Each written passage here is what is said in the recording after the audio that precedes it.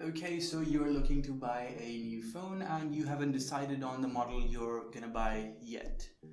This is gonna be a small video and it's gonna help you out on deciding the phone you're gonna buy. You might be looking at a lot of different models and I'm gonna help you pinpoint the one you want in the method that I use to get my new phone, the Poco F3.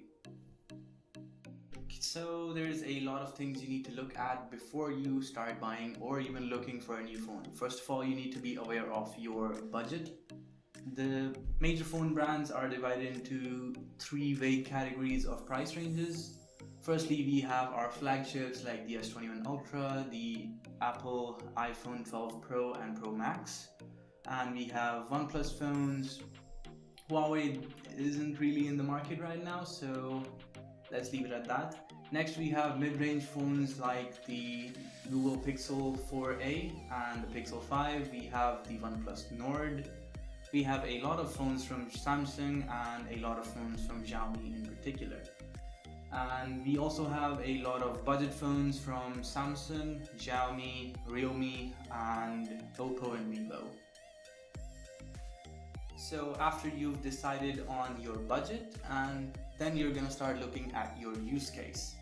There is gonna be a wide variety of people and they will use their phones in a wide variety of ways.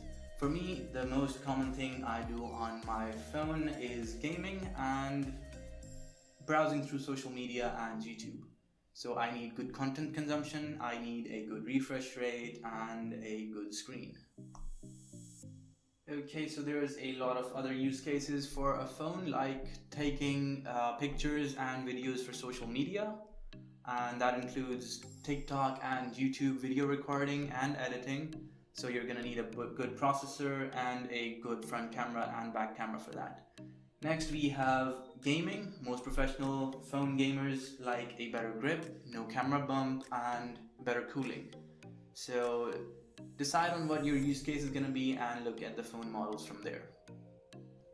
So after deciding your budget and your use case, there is going to be a few other things you'll need to look at, because these two things only narrow down the wide variety of phones we have out there only a little bit.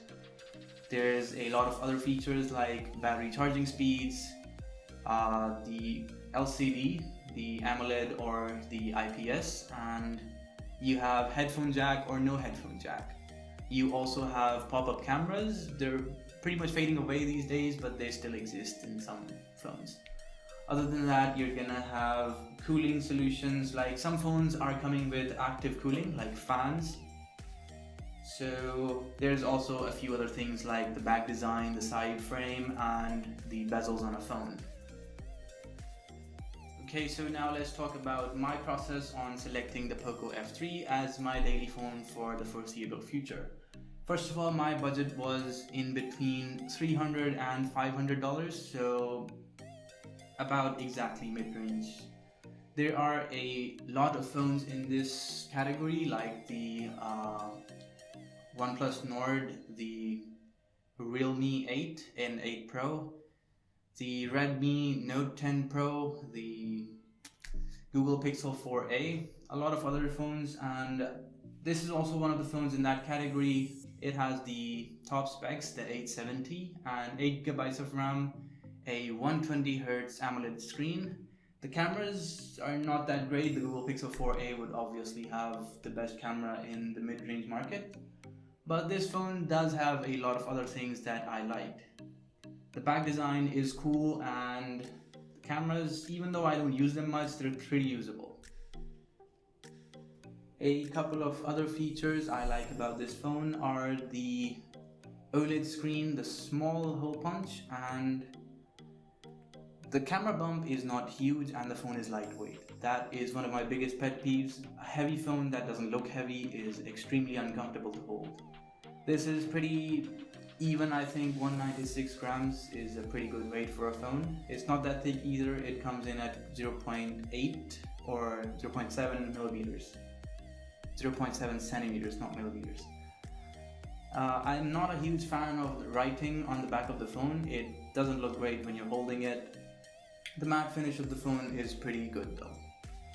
Other than that, there are no 5G antennas showing outside the phone, they're all probably inside, and the phone looks clean because of that. So I was a pretty huge fan of that. I like a good looking phone.